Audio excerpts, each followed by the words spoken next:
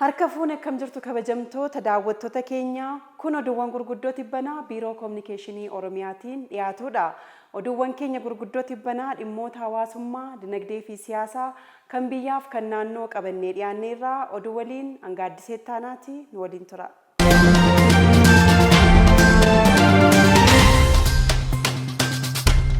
Waldaan qorannoo Oromoo hojiilee eegale caalmaatti cimsuun seenaa hojjechuu qaba jedhanii pirezidaantiin mootummaa naannoo Oromiyaa obbo Shimallis Abdiisaa. Waldichi kitaaba 4 qabiyyee adda addaa of keessaa qabanii fi qorannoon dabalaman bakka pirezidaantiin mootummaa naannoo Oromiyaa obbo Shimallis argamanitti eebbisiiseera. Kitaabonni kunneen seenaa dogoggoraa Oromoo fi Oromiyaa irratti barreeffamaa turan toora qabsiisuu fi hubannoo dhugaa qabu hawaasa biraan ga'uu fi afaan Oromoo, afaan Ingiliffaa, afaan Amaariffaatiin kan barreeffamanidha. Seenaa, aadaa, falaasamaa fi eenyummaa Oromoo irratti qorannoon gadi fagoo taasisuun kan qophaa'an ta'uunis ibsameera. Obbo Shimallis Abdiisaa sagantaa eebba kitaaba kanarratti ergaa dabarsaniin waldaan qorannoo Oromoo eenyummaa Oromoo cimsuu fi qorannoon deeggaree baasuu keessatti gahee olaanaa baachaa jiraachuu ibsaniiru. Hayyoonni qorannoo keessatti hirmaachuun egeree Oromoo utubaa jiran galata olaanaa qabaachuus dubbataniiru. Waldichi hojiilee eegale caalmaatti cimsuun seenaa hojjechuu akka qaban obbo Shimallis dhaabaniiru. Hayyoota Oromoo seenaa barreeffama Oromoo keessatti gahee olaanaa baatan Sheek Bakir Saaphaloo fi Dr. Haayilee Fidaa beekamtiin kan kenname torban kana keessa.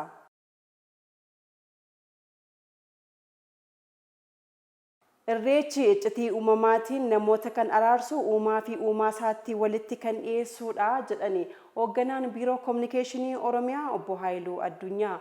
Dabalata oduu kana Abbabee Jitaa akka taanutti qindeesseera. Irreechi iccitii uumamaatiin namoota kan araarsu uumaa fi uumamas walitti kan dhiyeessu ta'uu himame. Gumiin balballoomii marsaa 45ffaa mata duree irreecha ol ka'iinsa biyyaaf jedhuun kabajamu kanarratti xiyyeeffachuun gaggeeffameera. Hoogganaan biiroo kominikeeshinii Oromiyaa obbo Haayiluu Addunyaa waltajjii gumii balal gaggeeffame kanarratti haasaa taasisaniin falaasamoota gurguddoo dhalli namaa uume keessaa gadaan isa tokko ta'uu ibsanii qaroomina eenyummaa Oromoo gadi fageenyaan kan mul'isu ilaalcha addunyaa hariiroo uumaa fi uumamaa jidduu jiruu fi dhala namaan kan taliigame beekumsa xabboo ganamaa ta'uu isaatiin caaseffamoota isaa keessaa irreechi isa tokko ta'uu dubbataniiru. Caaseffamoota falaasamni sirna gadaa ijaare keessaa irreechi isa tokko. Irreechi sirna galateeffannaa fi kadhannaa akkasumas walooma hawaasummaa cimsuu irratti kan ijaarame ulfoo nagaa tiksuu fi araara buusuun beekamudha.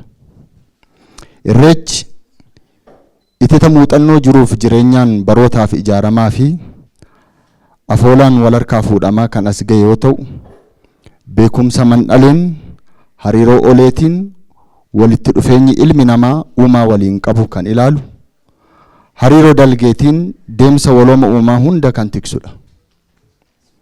Kanaaf Oromoon dhuka dhahaa faana dhahee waaqa yeroo maree fidee maree namaa dabarsu hamtuu hanqisee gaarii nama badhaasu alaamanaan sa'aa namaan waatii maatiin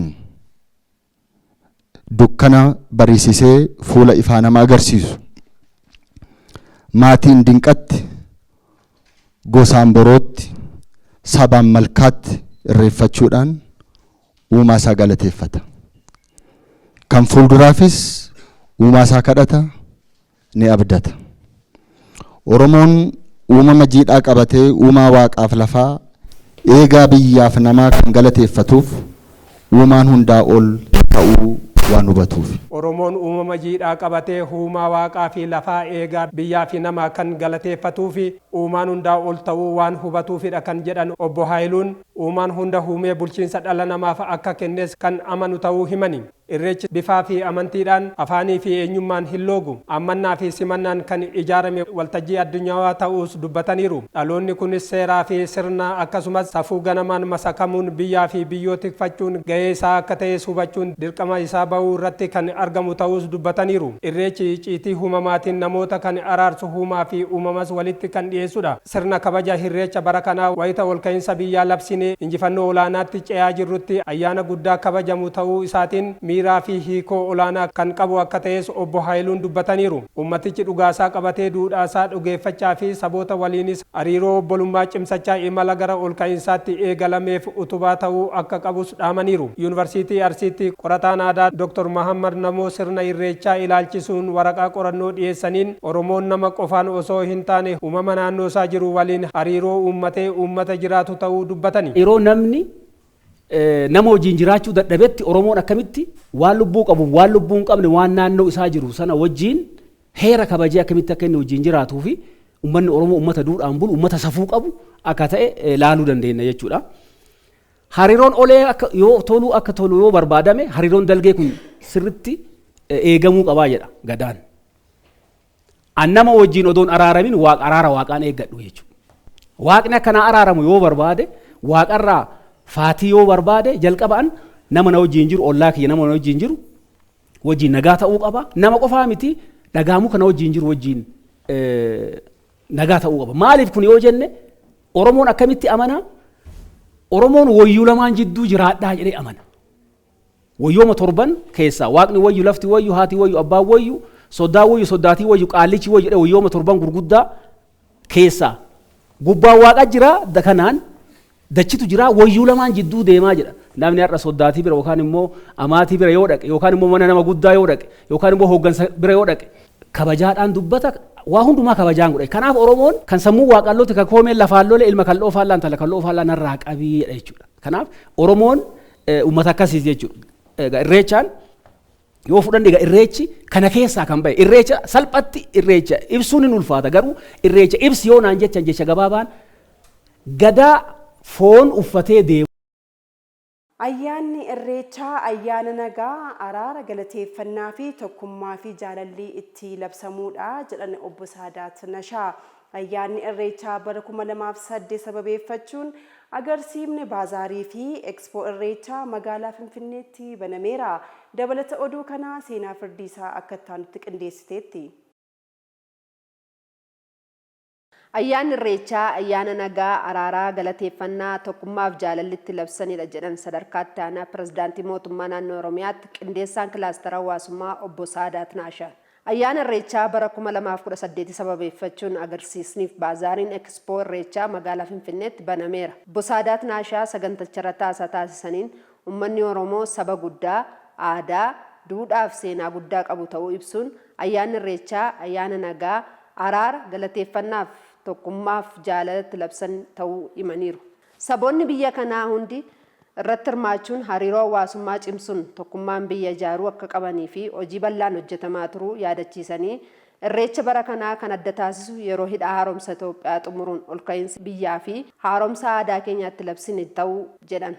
Bara kanas irreechi ol ka'ee ol ka'iinsa biyyaa akka ibsu dinagdee akka sochoosu akkasumas kalaqa keenya akka agarsiisamuu fi oomishaalee keenya dhiyeessinee beeksisuun sona irreechaa dabaluun murteessaadha jechuun ibsaniiru. Hooggantuun Biiroo Aadaa fi Turizimii Oromiyaa Aadde Jamiilaa Simbirruu gama isaaniin uummanni Oromoo uummata qaroomina guddaa addunyaaf gumaacha ta'uu himuun irreechi ayyaana galateeffannaa araara tokkummaaf jaalalaa ta'uu ibsaniiru. Irreechi nageenya hawaasaa mirkaneessuu jaalalaaf tokkummaa cimsuun waliin jireenya uummata biyyattii jabeessuu keessatti shoora olaanaa qabaachuu akka qabsan torban kana keessa.